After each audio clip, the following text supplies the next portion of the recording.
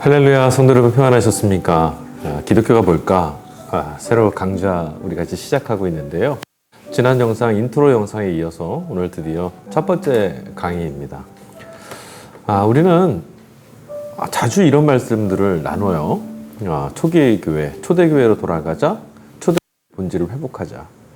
왜 그렇게 초대교회에 우리가 집중하고 초대교회를 질문하고 초대교회에 관심을 갖는 걸까요? 초대교회란 말은 초기 교회, 초기 기독교 공동체 이렇게 표현할 수도 있습니다.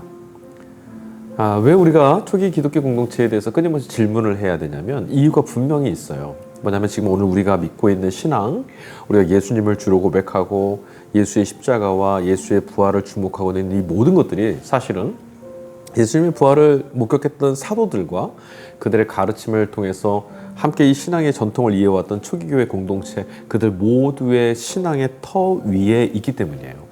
다시 말씀드리자면 우리 말씀에 기록되어 있는 복음서 사건이나 서신서 사건들 모두 다 예수님을 주로 고백했던 신앙 공동체, 즉 초기교회 공동체들의 신앙생활, 또 신앙의 고백들, 이게 다 고스란히 담겨 있는 거거든요. 그러니까 우리가 지금 이 신약 성경 이 말씀을 읽는 것, 곧 초대교회 성도들 초기 기독교 공동체 신앙 고백을 배우는 거죠. 그러므로 우리가 질문을 해야 돼요. 그들이 어떻게, 어떤 상황에서 또 무엇을 통해 예수님을 믿었는가? 예수님의 무엇을 경험한 걸까? 예수님께로부터 무엇을, 어떤 것들을 그들이 보았고, 그래서 그런 신앙의 길들을 목숨 걸고 지켜왔는가? 우리 질문해야 되는 거죠. 그러니까 말씀을 읽을 때도 말씀이 이렇게 기록됐다가 아니라 그 차원 너머에 초기 기독교 공동체 우리 신앙의 선배들이 예수 사건을 통해 예수님을 바라보면서 이런 신앙의 고백을 했구나라는 차원에서 이해를 해야 된다는 거예요. 자, 초기 기독교 공동체에 관해서 오늘 좀 나눠보려고 해요.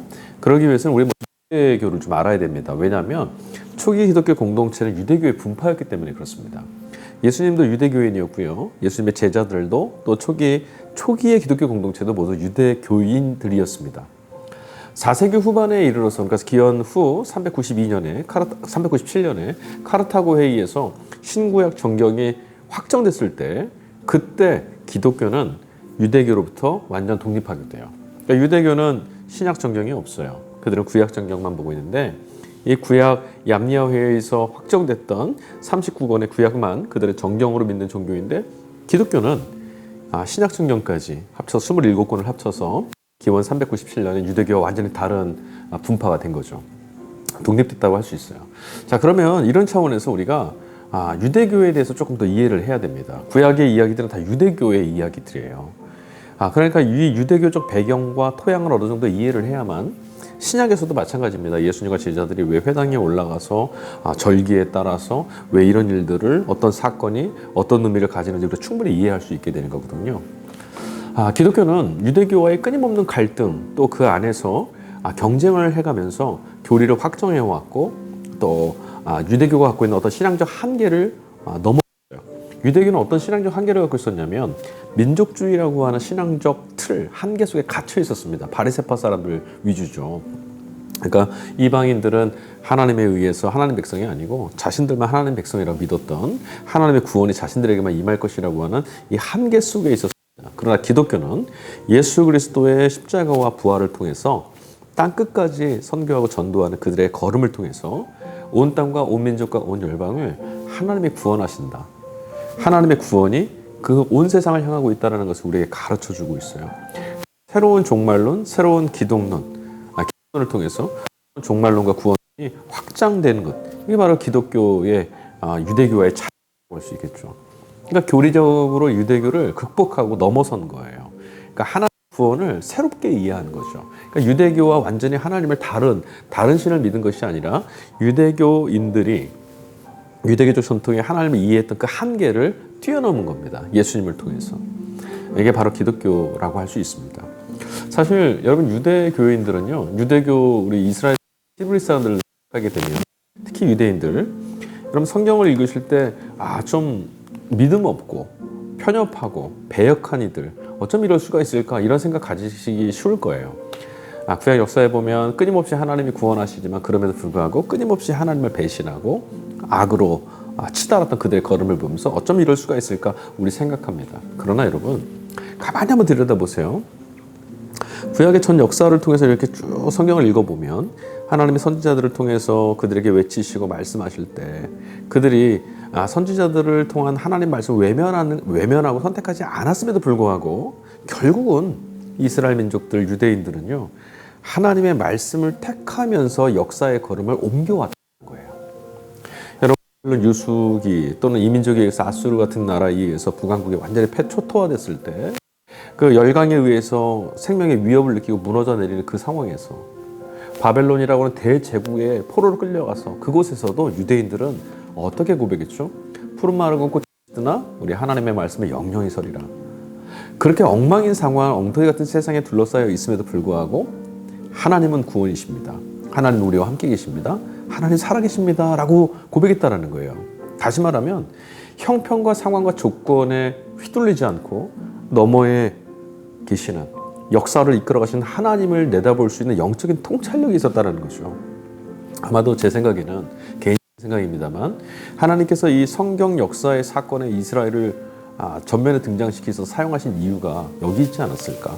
다른 어떤 민족들보다도 뭐 덩치나 국가의 어떤 국력이나 이런 거 말고요. 다른 어떤 것보다도 하나님, 생명, 본질에 대한 영적인 목마름과 통찰력을 갖고 있는 민족이었기 때문에 하나님이 사용하신 것이 아닐까 생각해 봅니다.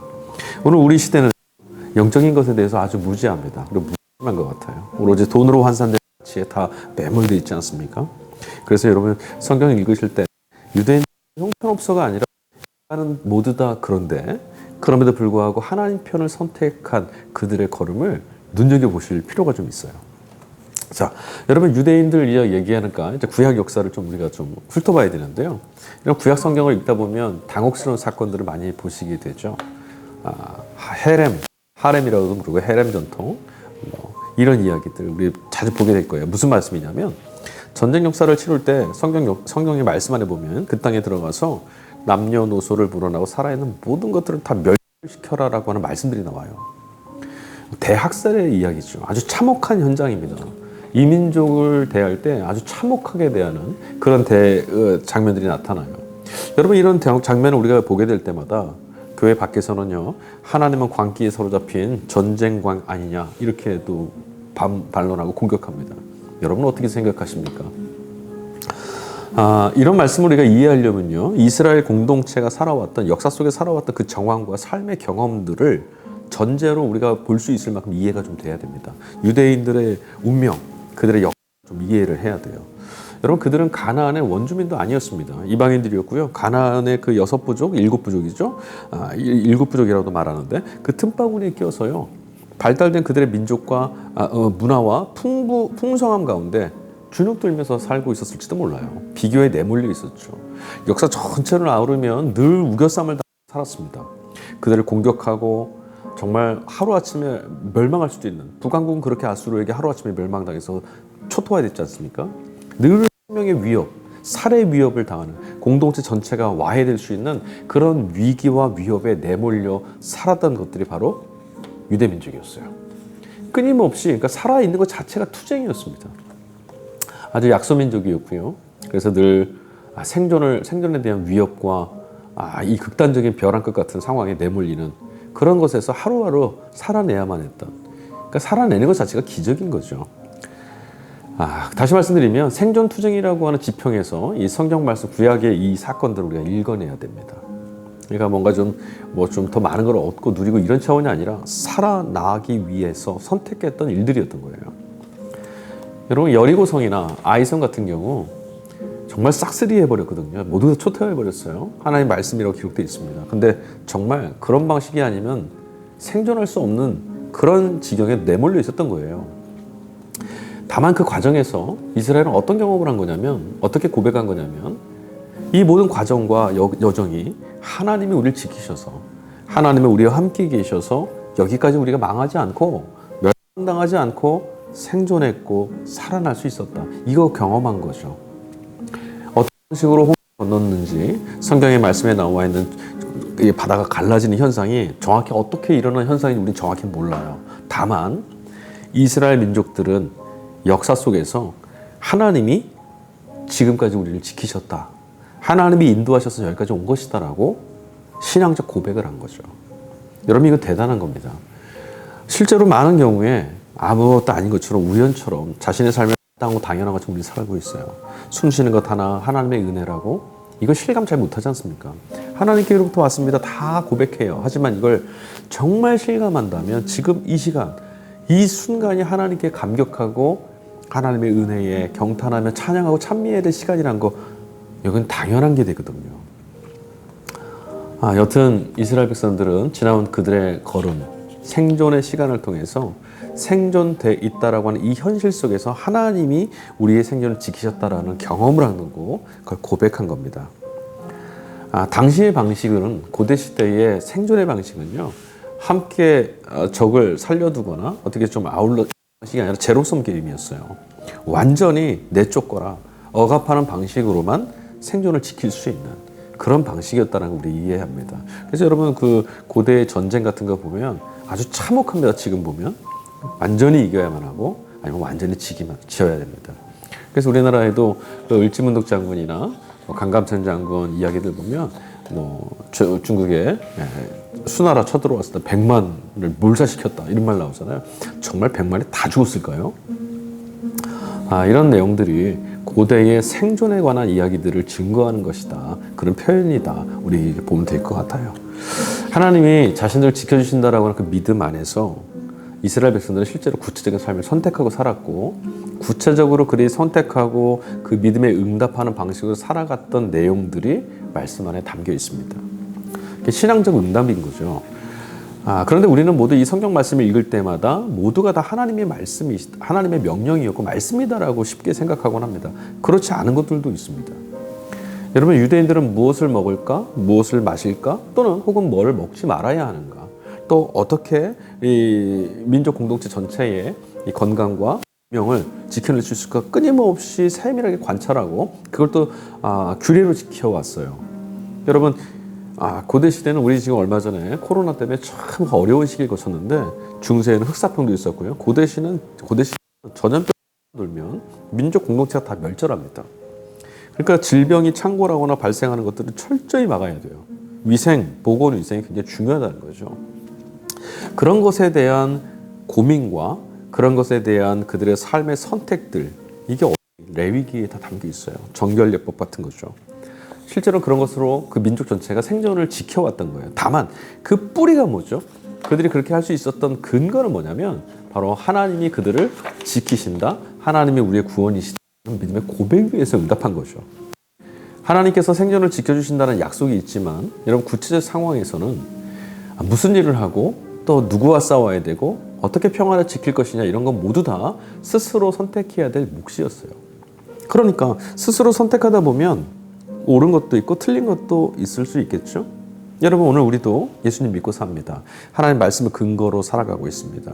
그러나 우리 각자에게 주어진 하루 24시간 365일의 시간들은 하나님이 계십니다라고 하는 그분께 모든 생명이 달려 있습니다라고 하는 믿음을 근거로 우리가 선택하며 살아가는 것들이죠. 그러나 이런 선택의 삶을 우리는 신앙의 삶이라고 해요. 이런 개념인 거죠. 유대인들은요, 정말 이율배반적인 상황과 역사의 어떤 장면에 참 많이 내몰렸었습니다. 여리고성, 아이성 모두 다 그들의 선택이었어요. 수밖에 없었다고 하는 그런 선택에 내몰려 있었죠. 그러면 모세도 마찬가지입니다. 시내산에서 언약받고 내려왔을 때 백성들이 우상 숭배하고 타락해 있던 모습 보면서 하나님이 그들을 멸절하시려고 했어요. 그때 모세가 어떻게 했죠? 하나님을 가로막고 용서해달라고 간청하셨어요. 그런데 더 재미난 것은 그 바로 본문 뒤에 보면 모세가 레위 지파 사람들을 통해 택하여 간음하고 타락했던 이 백성들을요, 반나절 만에 3,000명을 학살하는 일을 벌입니다. 끔찍한 일입니다. 우리 말씀 안에서 저들이 범죄했으니 심판받았다라고 가볍게 잊고 넘어가지만 3,000명이 칼에 죽임당하는 모습을 한번 생각해 보십시오. 내 상황이 있었는지 어떤 상편이었는지 우리는 정확하게는 이 본문 너머의 상황은 잘 모르겠습니다. 다만 모세가 지금 이 하나님 말씀을 순응하지 못했던 이들을 학살하는 선택을 했다는 거죠. 지도자 모세가. 여호수아가 아이성에서 아간을 잡아와서 죽인 것도 여호수아의 선택이었습니다. 왜 그러냐? 이 공동체를 하나님 말씀을 의지하고 의존하며 그분께 생명을 걸고 이 공동체가 이 여정에 생존하려면 하나님께 의존된 믿음의 자리에 균열이 생기면 안 돼요. 그렇지 않습니까? 온전히 한 몸으로 하나의 신앙으로 하나의 이 신앙 공동체로 똘똘 뭉쳐 있어야만 민족의 운명이 지켜질 수 있는 거죠. 생존할 수 있다는 거예요. 지도자인 모세, 여호수아 그런 선택을 한 거죠. 그러니까 여러분 말씀 안에서 하나님이 직접 명령하셔서 다 죽이라 했다. 이렇게 기계적으로 읽으시는 건 좀 문제가 있어요. 곤란한 거예요. 왜 이들이 이런 선택을 했을까? 하나님이 함께 계신데 그들이 이런 선택을 했던 건 생존에 내몰렸으나 하나님께서 우리와 함께 하신다는 그 믿음 하에서 그들이 선택했던 내용들이라는 걸 우리가 이해할 수 있어야 돼요. 저는 종말에 이르렀을 때 이 모든 일들의 과와 실 혹은 하나님 보실 때 합당한 것인지 아닌지 다 모두가 판단받을 것이라고 생각해요. 다만 중요한 거는요. 인간이 선택하는 것들은 언제나 불완전하고 깨어질 수 있습니다. 참혹한 결과를 초래할 수도 있죠. 그러나 당시에는 그들에게 최선의 선택이었다는 것. 민족의 생존을 위한 최선의 선택이었다는 것. 그리고 그 방식이 아니면 이스라엘 한 걸음도 나갈 수 없다라고 지도자들이 판단했었다는 것. 그리고 더 넘어. 그럼에도 불구하고 하나님이 그 걸음들을 역사의 한 걸음으로 이끌어 가셨다라는 것. 자칫 정말 끔찍하고 참혹한 정말 말도 안 되는 상황일 수 있고 패망함의 원인이 될 수도 있는 그런 끔찍한 사건들과 시간에 둘러싸여 있었지만 그들의 선택 모두를 하나님이 합력해서 선을 이루도록 인도해 오셨다. 우리 여기에 중심을 갖고 말씀을 읽는 거죠. 결국은 구약 말씀을 읽을 때요, 이스라엘 공동체, 유대인들, 유대 공동체의 그 신앙 고백을 읽으실 때는 생존의 문제라고 하는 패러다임과 개념 안에서 말씀을 읽으셔야 돼요. 오늘 우리가 신앙생활, 주의를 지킬 거냐 말 거냐, 자유롭게 선택, 이런 개념이 아니라 생존, 죽느냐 사느냐의 문제였다는, 울타리 안에 있었다는 거죠. 율법. 그래서 그들에게는 율법이 참 중요했습니다. 이 울타리를 벗어나는 순간 생존의 보장받는 거예요.